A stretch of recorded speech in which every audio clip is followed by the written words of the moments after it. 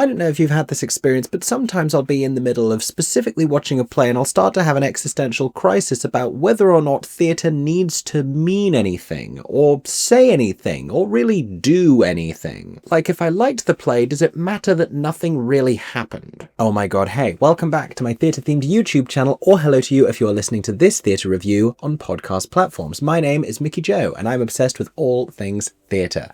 I'm a professional theatre critic here on social media, and today we are going to be talking about one of the West End's newest openings. This is the play CLARKSTON by the American playwright Samuel D. Hunter. It has just opened at the Trafalgar Theatre in the West End, and it stars a trio of exciting performers. Joe Locke, best known for his work on screen in Heartstopper, as well as Ruaridh Mollica and Sophie Melville. It's a one-act play directed by Jack Serio, set in the state of Washington, and I'm going to tell you all about it today. We're going to talk about the themes, we're going to talk about the plot that there is, and as I still kind of process all of my thoughts about this play in real time and unpack my feelings about it, I'm going to attempt to articulate why this felt to me so much like an off-Broadway play, and whether or not that made it difficult to enjoy in London, which honestly sounds ridiculous, but is worth thinking about. As always, however, these are just my own subjective thoughts about this piece of theatre, and I would love to hear yours. If you have already seen CLARKSTON, or thrillingly, a previous production of CLARKSTON, this is not the world premiere production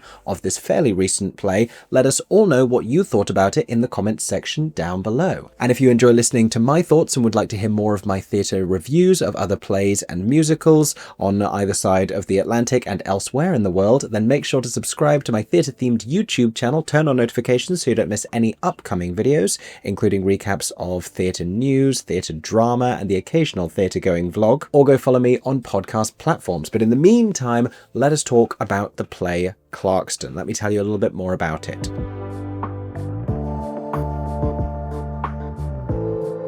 So this is one of several plays written by Samuel D. Hunter, perhaps best known for writing the play The Whale that became the film of the same name. This is not the only play that he has written which is set in proximity to the place where he grew up, in Moscow, Idaho, and though CLARKSTON is actually set in Clarkston, Washington, in the state of Washington, which borders Idaho, it is very proximal to that border. And much of the identity of the play and the themes that it's exploring and the closest thing there is to an overall message or idea has a lot to do with working class rural American towns and communities, and these spaces and these frontiers once explored by pioneers and now inhabited by people growing up and living and working in just enough austerity to prevent them ever really being able to expand their own frontiers and, for example, travel west far enough to go and see the Pacific Ocean in their lifetime. That is a specific note from the play. In other words, while this is not necessarily set where Samuel D. Hunter himself was born, it does seem to portray an insight into the experience of living in that kind of a community. And if this is not your first time listening to my critical work and you're thinking to yourself, Mickey Jo, this is a lot of geographical insight for somebody who has often said that they are not Mickey Jo places and they are horrible at geography, and I would like you all to know that prior to this review, I looked at a map, feeling pretty proud of myself. Now, why is the play set in this particular town of CLARKSTON? Well, there is a clue in the name, and it has to do with why Joe Locke's character, whose name is Jake, finds himself there in the first place, because he is originally from Connecticut, and he has recently travelled away from his home, from his parents, from his hometown and home state, and everything about the life that he knew in order to head west, because he is an indirect descendant of one of the US's great famous explorers, Lewis and Clark. He is a descendant of Clark, and he has stopped en route to the western coast and the Pacific Ocean, which he has never seen before because he lives on the east coast, not because he's not from wealth. He has stopped in the town of Clarkston, named for Clark. Interestingly enough, while I was researching for this, I learned that Samuel D. Hunter has also written another play called Lewiston, which is about an imagined descendant of Lewis and their experiences in a contemporary world. Now, I'll expand a little bit more on exactly what it is that Jake is searching for on his journey, but in the introductory scene of the play, we find him being trained for a new job at Costco, specifically in like the warehouse area of Costco, unboxing things and stacking shelves, etc. He is being trained by another employee, a young man close to him in age, whose name is Chris. And while in real life I have a deceptively dull sense of scent, I'm like a sniffer dog underdog when it comes to homoerotic tension. And in the first couple interactions between these two, though it's immediately made very clear to us that they have very different backgrounds, very different personalities and worldviews, and different life experience, sort of stemming from an inherent class divide, there is quite clearly a romantic tension and a spark there also, but one in its very earliest uncomfortable stages of infancy. And we notice this as they sort of interrogate each other, asking just a few more questions than they really need to for their professional working relationship, but more so when we find out something very personal about Jake that he reveals to Chris. He experiences a tremor in his hand, and Chris questions whether he's going to be able to do this job, which involves a lot of manual labor, prompting Jake to confess that he has a very rare juvenile version of Huntington's disease, and he isn't expected to live past the age of 30, all of which is beginning to shape our understanding of why he's on this journey and what he's looking for. And also at the same time, from a playwriting perspective, instilling something of a background tension, because, you know, he's very quite clearly in his 20s. We don't know at this stage exactly how old he is, but he's told us he's not expecting to live past 30. It's the same thing that we experience in Kimberly Akimbo by David Lindsay-Abaire. This sort of fundamentally unnatural idea of a young person still coming to terms with their identity and forced to reckon with their own potential imminent death. All of this increasingly heavy conversation and the gradual peeling back of these layers of revelation taking place, by the way, as they are stacking boxes of potato chips and cheese balls on the shelf. But I promised you queer romantic tension, and that comes into play when we see Chris's sympathy towards Jake. He is quite clearly guarded in his emotions, but when Jake tells him about the juvenile Huntington's, he shares that he isn't going to tell anyone, and in fact that he is friends with the person who creates the rotas, and he can make sure that they always have shifts together. And you know, there's something about the way that he says, I'm not going to tell anyone and I'll make sure that we're always working together, that immediately feels like a little bit of electricity to me. And I'm not wrong, because we then jump forwards just far enough to see the two of them trying to go about a romantic encounter. Much of the play is this sort of, are they an item? Are they going to acknowledge the thing that is between them? Are they going to succumb to it? Or is there too much getting in their way? And for the most part, the roadblock that is stopping them from succumbing to the obvious romance that is lingering in the air is not only the hefty emotional baggage that they are each carrying, which we will get to, don't you worry, but also, like I said, the difference in economic background. Joe Locke's character Jake is coming from wealth and from privilege. We find out ticklingly early on that his family is very liberal, that even in Connecticut, his father posted a land acknowledgement on their front door, that he majored in post-colonial gender studies, and that his perspective of their current circumstances is very different to Chris's. He even says stores like Costco in towns like this might be, I don't know if he calls it the new frontier or the final frontier, not in a Star Trek way, but, you know, kind of hearkening back to the pioneer age of America. The New West, I think he calls it. I think that's what he says. Chris, a little later on in the play, meanwhile, in a moment of passion and frustration, says this is just some stupid town, and he has had a comparatively very difficult upbringing, one which we eventually find out an awful lot more about, because the third character in this play is his mother, played by the brilliant Sophie Melville, from whom we learned he has perhaps recently become estranged due to her extensive history of drug abuse throughout his adolescence. The emotional impact of which is clear to us from their very first encounter, and his reluctance to even reciprocate a hug, though she is making every attempt, it seems to be very selfless, with just a little bit of emotional manipulation sprinkled in there, but the exact details of which are revealed to us before the end of the play, as he recounts some of the harder realities of his upbringing and life with his mother, the drug addict. All of which, as you might expect, becomes just a little bit more dramatic as the events of the play continue and accelerate, and each of our three characters in turn confronts their own angst and their own darkness. But like a lot of reflective and naturalistic contemporary writing, it doesn't necessarily boil into the most dramatic of circumstances. There is one hefty confrontation that we build towards, but it's not a play in which a series of consecutive dramatic events take place. It is more about moments of encounter and moments of sharing details about yourself with another person, and moments of sort of strained connection. And predominantly, it's about these two souls and the circumstances in which they find each other and what it is that they need for each other and their ability to move past their own tensions, their own baggage, and find comfort in each other. And so without giving you too many spoilers, that is something of a synopsis of the play. We're going to continue to talk about the themes as I give you my overall thoughts.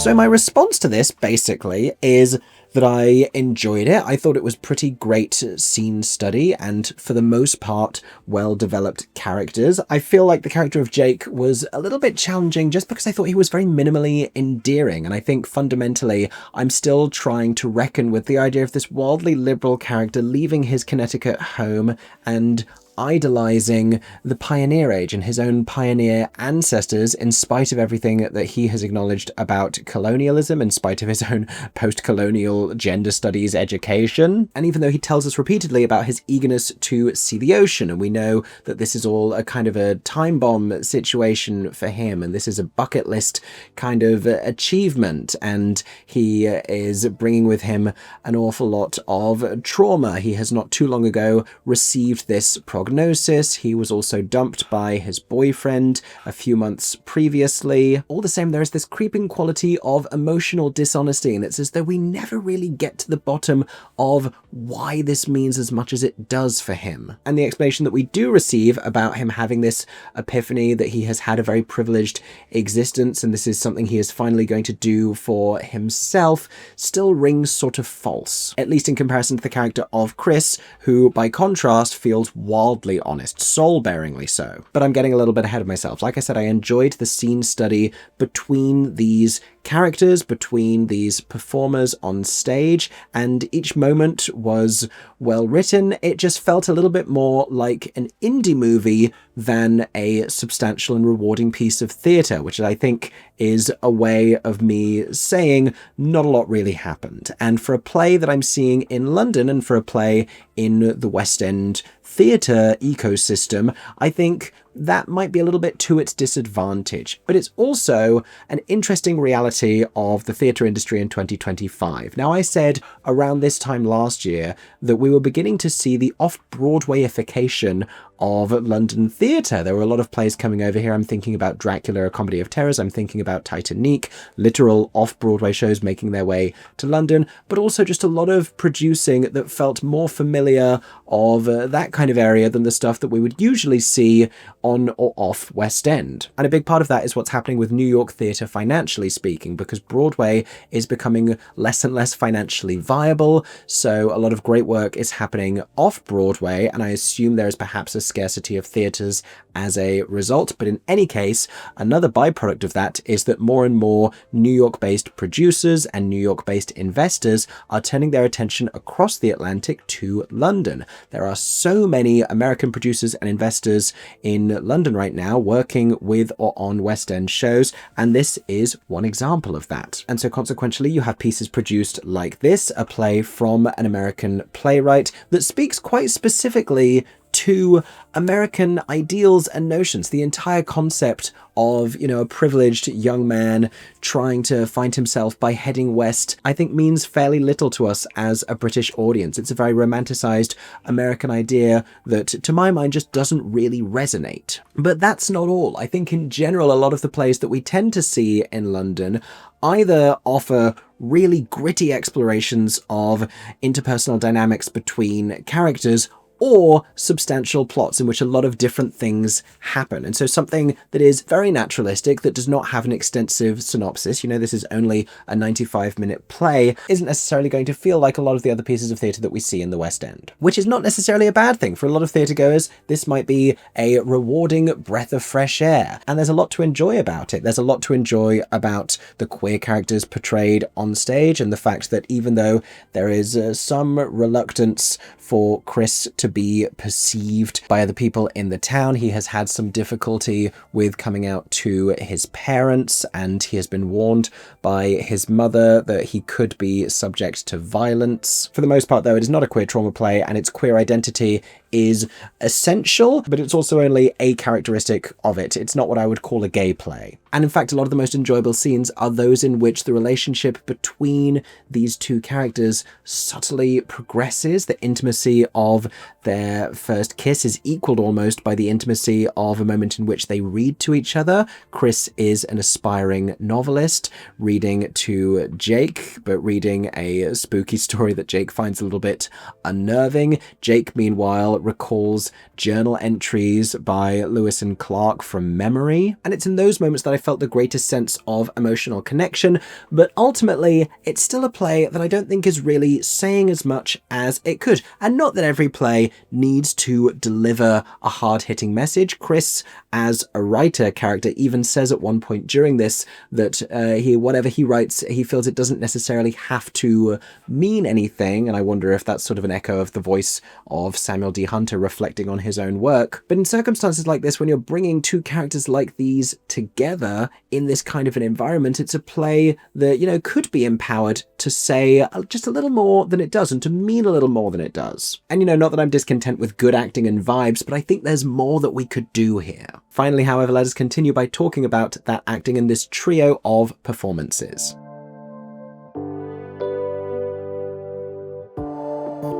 Now, for me to properly do justice to these, I think there are going to have to be some further spoilers in this section. If you don't want to know everything that happens by the end of the play, I encourage you to first go and see it or read it for yourself and then come back to me. If you already have, or if you know you're not going to get the chance to, let's carry on. So we are going to talk about Joe Locke, but I feel as though I have had such a revelation this evening in the discovery of Ruaridh Mollica. And not that I discovered him, you know, he's been cast in this play. I just went to go see it, but I wasn't familiar with his work before, and I think he is extraordinary. All of the detail in his performance and this sort of angry young man quality with a concealed sensitivity motivated by a child who was hurt and who was betrayed by a parent who was in no position to be responsible. Somehow in a 95-minute play, years of sorrow and disappointment tremble on his lips. And it's as though he is wrestling the youth that he never really got to have and the adulthood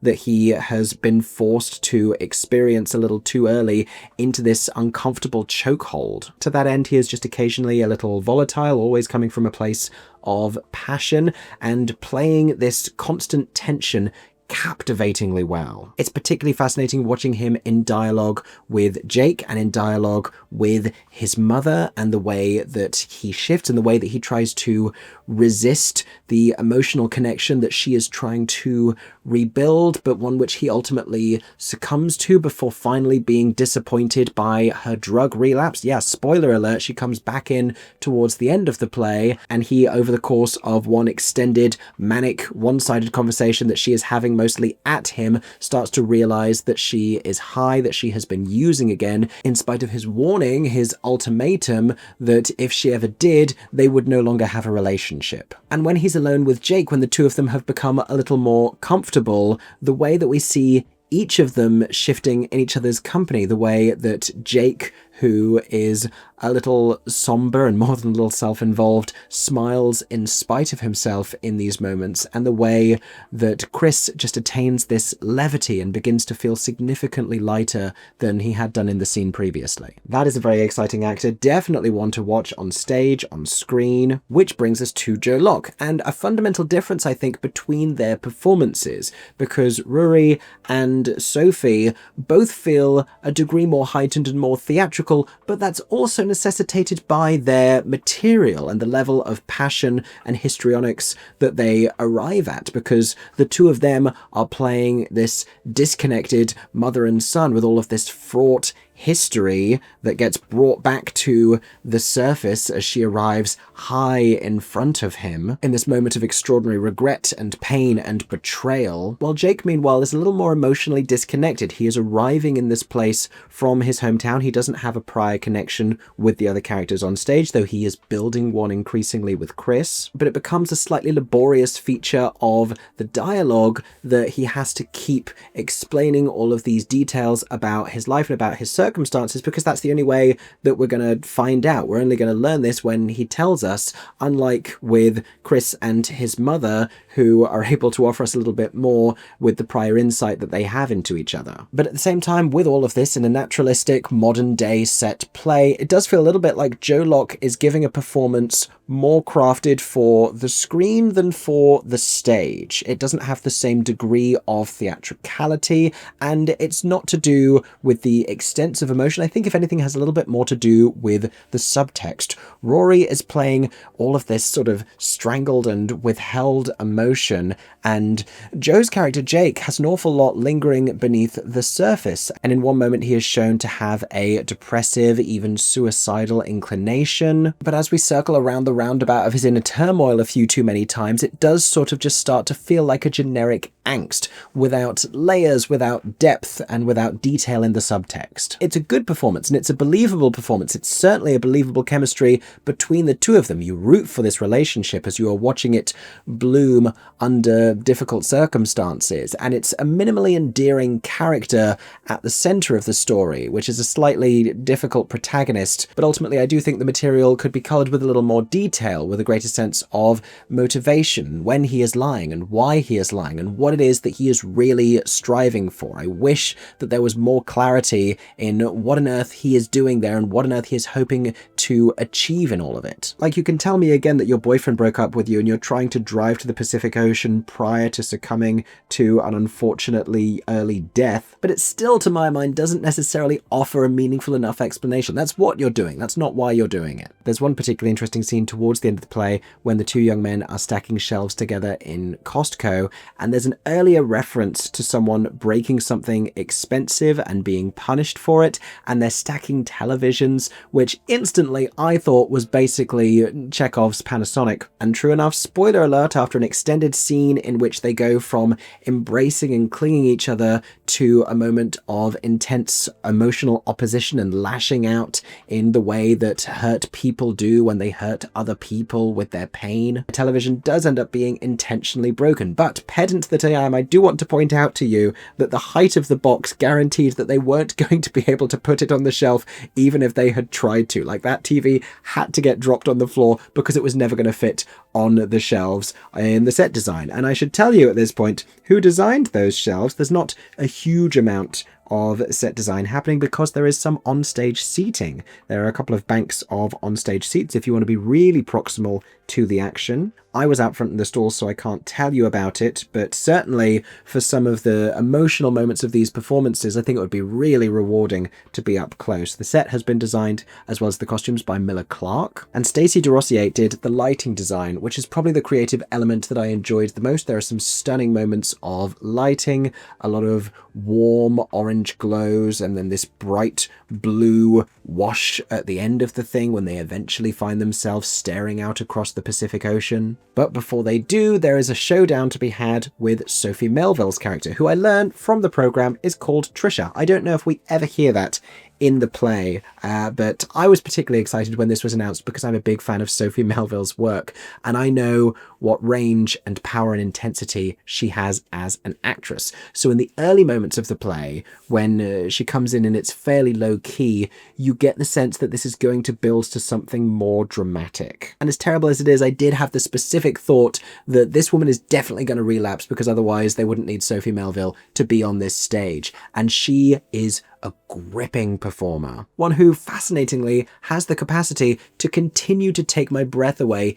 even though I know exactly where we're going in terms of intensity and power. I saw her mesmerizing performance a few years ago in Iphigenia in Splot. I also loved her in Cowboys. And at this point, it's like eating a red hot chili pepper repeatedly and continuing to be surprised by the fact that it's hot. And to continue in the vein of that metaphor, hers is a scorchingly good performance. By the end of the thing, it's an emotional supernova, but one that doesn't entirely come out of nowhere, because like I said, even in that first encounter encounter when she is trying to give utter deference to her son and just offering an olive branch. She's brought him groceries and she's put a childhood toy in there. There's still the creeping sense of a little bit of emotional manipulation, and we see more of that frustration and impatience from her the second time that she appears, when it isn't Chris who she speaks to first, it's Jake as he's leaving his workplace, and he points out that he knows who she is, and she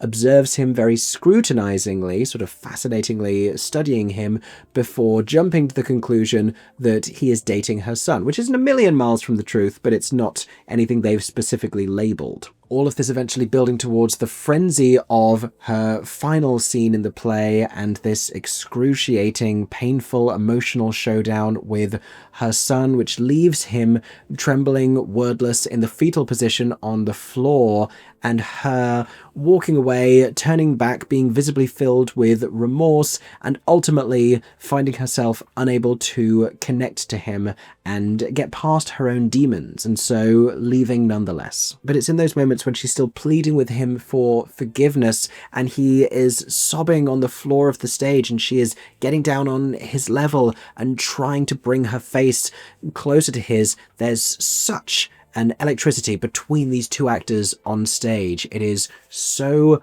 vitally directed. The chemistry between this trio of characters in each instance has been so honed and so refined, and we can feel the difference between what feels like an authentic relationship that has become strained and is being rejected from one side, and what feels like a sort of slightly jealous relationship on the other side, and another between the two men that is challenged and fractured, but ultimately offering hope for a more promising future. And even with all of its emotional turbulence and its more overtly morose moments, I think Clarkston is a play that offers a degree of hope. I think the connection that is found between these two young men coming from very different parts of this country is an inspiring and rewarding one.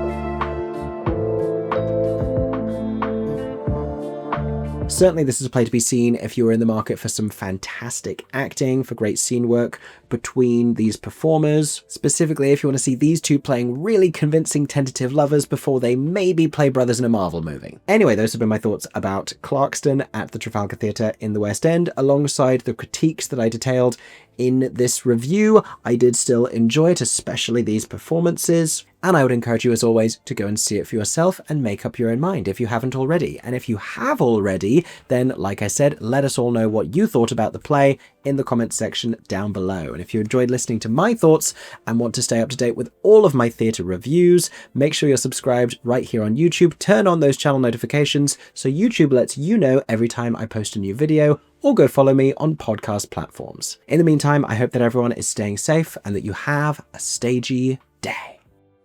For 10 more seconds, I'm MickeyJoTheatre. Oh my god, hey, thanks for watching, have a stagey day. Subscribe!